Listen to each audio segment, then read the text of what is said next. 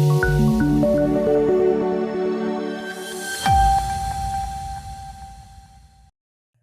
Police તંત્ર દ્વારા પત્રકારો અને જાગૃત નાગરિકોને થતી હેરાનગતિ બંધ કરવા બાબતે જિલ્લા કલેક્ટરને આવેદનપત્ર આપવામાં આવ્યું।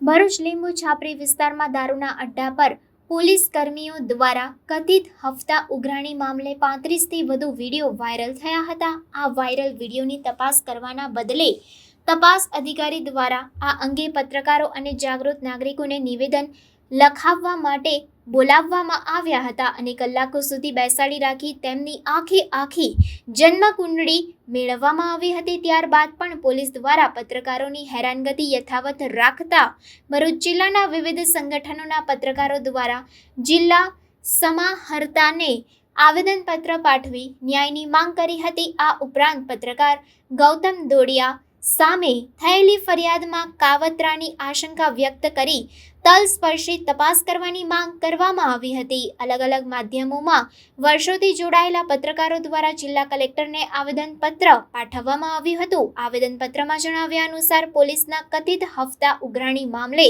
સમાચાર પ્રસિદ્ધ કર્યા બાદ જિલ્લા પોલીસ તંત્ર દ્વારા વાયરલ વિડીયોમાં કોણ છે તેની તપાસ કરવાના બદલે સમાચારો પ્રસિદ્ધ કરનાર પત્રકારો અને જાગૃત નાગરિકોને નિવેદન લખાવવા માટે બોલાવ્યા હતા। વારે ઘડીએ નોટિસો મોકલી કલાકો સુધી બેસાડી રાખી તેમની જન્મકુંડળી લેવામાં આવી હતી। પોલીસ તંત્ર દ્વારા પત્રકાર દિનેશ મકવાણા, ગૌતમ દોડિયા અને જાગૃત નાગરિક સેજલ દેસાઈને નિવેદન લેવા બોલાવાયા હતા।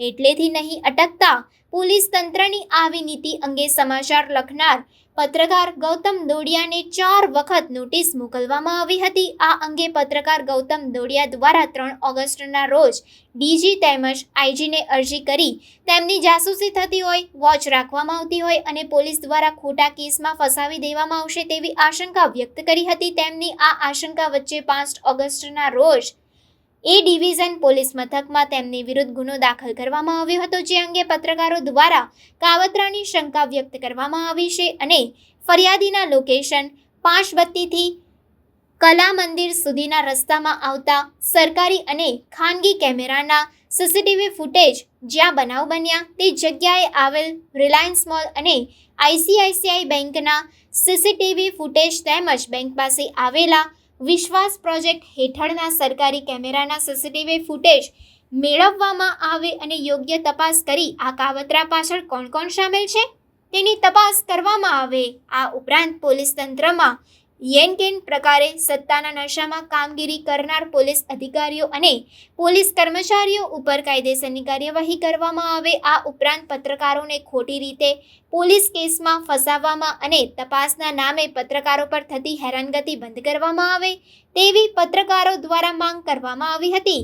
નિષ્પક્ષ તપાસની માંગ સાથે પત્રકારોએ ચીમકી ઉચ્ચારી હતી કે જો જિલ્લા પોલીસ તંત્ર નિષ્પક્ષ તપાસ કરવાને બદલે પત્રકારોને હેરાન પરેશાન કરશે તો આ આંદોલન રાષ્ટ્રીય કક્ષાએ પહોંચશે। આમાં જે પોતાની માણસો ડાકર ના કે પત્રકારનો ધર્મ એવો છે જે છે તે લેવાનું, તો એ જે વિડીયો વાયરલ થયો જે લખ્યો ને ત્યારથી મારા છોકરાની પાસે પોલીસ પડી ગઈ છે સાહેબ। મારે ઘરે પણ આટા ફેરા મારે છે, એના કેટલા છોકરા છે, પોલીસ સ્ટેશનમાં બોલે 10-5 તારીખે બેસાડીને એવું કહે છે કે તારા બને એવું શું કરશે, તારી ઘેર શું કરે, બધા એટલી બધી હિસ્ટ્રી પૂછે છે। આટલું બધું અત્યાચાર કરે પછી નોટિસ ખોટી મોકલે, કયા કારણથી કયા સેક્શનથી નોટિસ મોકલે કહેતા નથી અને એક જાતનો આ કાવતરું કરશે મારો ખુલ્લો આક્ષેપ છે। એ દિવસે પુરાવો પણ છે, તો એ દિવસે એના પોલીસે આ 2 માણસોને તેમના પર એક્સિડન્ટ કરાવ્યું અને ખોટી લૂંટનો ગુનો દાખલ કર્યો છે એવી શંકા છે। શંકા નથી, અમારો આક્ષેપ છે। આખું પત્રકાર જગત ભરૂચ જિલ્લાનું દુઃખી છે અને સ્ટોપ થઈ ગયું છે કે આજે નેશનલ ચેનલના પ્રતિનિધિ ગૌતમભાઈ ભુયાને આ રીતે જો ફસાવવામાં આવે ટાર્ગેટ કરીને સમગ્ર પત્રકાર દુઃખી છે કે અમારો અવાજ દબાવવામાં આવે છે ને સાચું અમે લખીએ પ્રસિદ્ધ કરીએ છીએ, પબ્લિકને માહિતી આપીએ છીએ ને તો અમને ટાર્ગેટ કરવામાં આવે છે ને આ ચોથો સ્તંભ સાહેબ ચોથો સ્તંભ તોડી કાઢશે આ રીતે।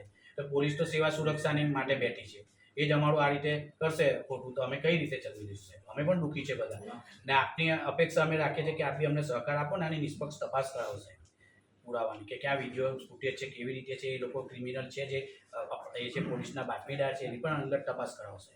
ત્યાં ટાર્ગેટ તો નથી બનાવાયો પત્રકાર, કે પત્રકાર છે કંઈ લૂંટને અને ક્રિમિનલ આગળનું કોઈ એફઆઈઆર નથી. હા, એની વાઇફ સાથે હતો ને સાહેબ ક્રિમિનલ માણસ નથી, એનું બેકગ્રાઉન્ડ તપાસ કરો. આ ગુનો દાખલ થયા પછી એટલો બધો એ ડિપ્રેસ થઈ ગયો છે તો પછી આત્મઘાતી પગલું ભરી લે છે. મને બીક લાગી રહી છે. અમને વહીવટી તંત્ર સાથે કોઓપરેટ કર્યું છે કોરોનાથી કાળથી કે દરેકની અંદર કે આ જે ફ્લડ આવે ત્યારે પણ પત્રકારતાનો જરૂર નિભાવીને પત્રકારત્વ કરીને બધું આવે જ છે. ને સાહેબ આ જો આમાં અમને ન્યાય નહીં મળે તો અમે નેશનલ લેવલના પત્રકારને અમારા જે અધ્યક્ષ છે એને પણ રજૂઆત કરી છે. નેશનલ લેવલે આ મુદ્દો ઉછળશે સાહેબ. એમાં આપણે ખોટું દેખાશે બધાને કે આ શું ચાલી રહ્યું છે દેશમાં. સાહેબ આપ તલસ્પીને વિશ્વસનીય તપાસ કરો. હું પોતે જાહેર જીવનનું 25 વર્ષથી સેવા કરીને કામ કરું છું. જે પ્રધાન સેવક છે આપણા દેશના એવું કહે છે કે ભ્રષ્ટાચાર મુક્ત ભારત બનવું જોઈએ. તો ભ્રષ્ટાચાર મુક્ત ભરૂચ બનાવવા માટે અમે લોકો નીકળ્યા છે. સામાજિક કાર્યકર્તા તરીકે મારું કામ કરું છું, આરટી એક્ટિવિસ્ટ તરીકે કામ કરું છું. મારી સાથે બી છેલ્લા 2 મહિનાથી આ પ્રકારની ગતિવિધિઓ થઈ રહી છે. ગમે ત્યારે ફોન આવે, રાતે 10 વાગે પોલીસવાળા નોટિસ આપવા માટે ઘરે આવે, ખોટી રજૂઆતો કરે. મને તત્વનો વખત 4.5 કલાક પોલીસ ચોકીઓ બેસાડીને ઉલટ તપાસ કરવામાં આવે, કારણ કે હું કંઈ ક્રિમિનલ ના હોઉં. મારા જન્મથી લઈને અત્યાર સુધીની બધા બાયોડેટા એમણે લીધા છે, આખો ડોઝિયર ક્લિયર કર્યો છે. મારા પરિવારમાં કોણ છે, ક્યાં શું કરે છે, આ રીતની યાતનાઓ આપવામાં આવે છે. મારી પોતાની ગાડી ટાર્ગેટ બનાવીને ડિટેન કરવામાં આવી છે. 10 દિવસથી મારી ગાડી અંદર એ ડિવિઝનમાં છે. ત્યાં એ ડિવિઝનમાં બી મારી ગાડીને નુકસાન થયું છે. ત્યાર પછી બી કોઈ પણ જાતની કામગીરી આ લોકો કરવામાં નથી આવતા. અને અમે જે સમાજ હિતનું કામો કરીએ છીએ, આજે ભ્રષ્ટાચાર ઉજાગર કરીએ છીએ, તો આ લોકો અમને ટાર્ગેટ બનાવે છે કે આમાં એ લોકોની 2 નંબરની જે કમાણી છે એ બંધ થઈ રહી છે. એના માટે અમને ટાર્ગેટ બનાવવા છે. અને સાહેબ તમારી હાજરીમાં વસ્તુ કહું છું કે મને કે મારા પરિવારને કે મારી કોઈ ટીમને કંઈ પણ થશે એની સંપૂર્ણ જવાબદારી પોલીસ તંત્રની રહેશે. પત્રકાર વિરલ ગોહિલ આજે જે અમારા નેશનલ ચેનલ આજ તક અને અબ તકના ભરૂચ જિલ્લા પ્રતિનિધિ ગૌતમભાઈ ડોડિયા પર જે પોલીસ દ્વારા ખોટી રીતે જે કેસ કરવામાં આવ્યો છે, લૂંટની ફરિયાદ, એનાથી સમગ્ર અમારું પત્રકાર ભરૂચ જિલ્લા પરિવાર દુઃખી છે. એ સંદર્ભે આજે અમે કલેક્ટરશ્રીને આવેદનપત્ર આપવા બધા ભેગા થયા છે. ભરૂચ જિલ્લાના દરેક પત્રકાર, નાના મોટા દરેક પત્રકારો ભેગજૂથ થઈ દરેક સંગઠનો પત્રકારને જે આ ખોટી રીતે એને ટાર્ગેટ કરવામાં આવ્યો છે એની વિરુદ્ધ અમે આવેદનપત્ર આપવા ભેગા થયા છે. અને એની તલસ્પી તપાસ થાય, એ જે જગ્યાનો બનાવ બન્યો છે એક્સિડન્ટનો, એ જગ્યાના કેમેરા તપાસ કરવામાં આવે, જે છોકરાઓએ ફરિયાદ કરી છે એમનું બેકગ્રાઉન્ડ તપાસવામાં આવે. કે ગૌતમભાઈ પ્રતિનિધિ છે અને એક સારા સામાજિક કાર્યકર્તા પણ છે, અને એ કોઈ લૂંટારૂ કે ચોરી કે એવા કરવાવાળા નથી ને એમની પર લૂંટની ફરિયાદ દાખલ કરી છે. એનાથી સમગ્ર પત્રકાર પરિવાર દુઃખી છે ને અમે ન્યાયની અપેક્ષા રાખીએ છીએ કે તંત્ર અમને ન્યાય આપે ને ચોથો સ્તંભ એવા પત્રકારને અવાજને દબાવવાની કોશિશ ના કરે. પત્રકાર જાગૃત નાગરિક છે ને એની ફરજ ગમે તેવું એ હશે દબાવવામાં આવશે પણ એની ફરજથી ચૂક નહીં કરે.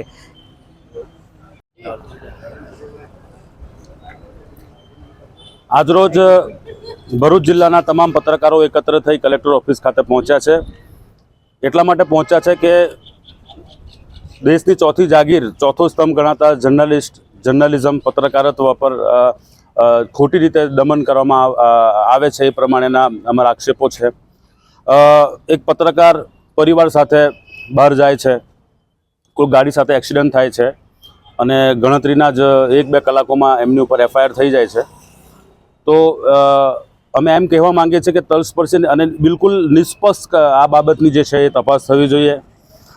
પત્રકારો સરકાર અને તંત્રની કામગીરી બતાવતા હોય છે, પછી એ સારી હોય કે નરસી.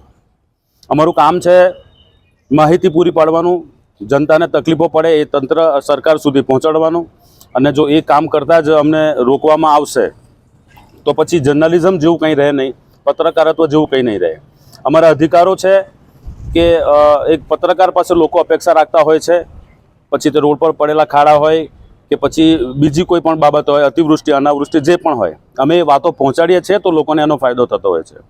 પરંતુ સીધી કે આડકતરી રીતે પર્ટિક્યુલર કોઈ પણ બાબતના સમાચાર પ્રકાશિત કરવામાં આવે અને પછી એનો દ્વેષભાવ રાખીને ખોટી રીતે કોઈ પણ બાબતે આગળ વધવામાં આવે, એના કરતાં બેસાડીને સારી રીતે વાત કરવામાં આવે, સમજવામાં આવે વાતને, અને ત્યાર પછી દ્વેષ ભાવના રાખ્યા વગર કોઈ બાબતની તપાસ કરવામાં આવે તો એ સાચી રીતે ન્યાય થયેલો ગણાશે. ગૌતમભાઈ ડોડિયાના સમર્થનમાં આજે ભરૂચ જિલ્લાના તમામ પત્રકારો અત્યારે અહીંયા એકત્ર થયા છે. અને અમારું માત્ર એટલું જ કહેવું છે કે નિષ્પક્ષ તપાસ થવી જોઈએ કે આ જે વ્યક્તિ ચોરી કે લૂંટ અત્યાર સુધી કરી જ ના હોય એ વ્યક્તિ સામે આ બાબતનો ગુનો દાખલ કરવો એ બાબતે થોડું વિચારવું જોઈતું હતું અને હજી પણ સમય છે કે એ બાબતે ફરી એકવાર વિચાર કરવામાં આવે અને તપાસ વ્યવસ્થિત રીતે કરવામાં આવે, એકબીજાના જવાબો સારી રીતે લેવામાં આવે અને આ જે FIR થયું છે એને રદ કરવામાં આવે એવી અમારી માંગ છે.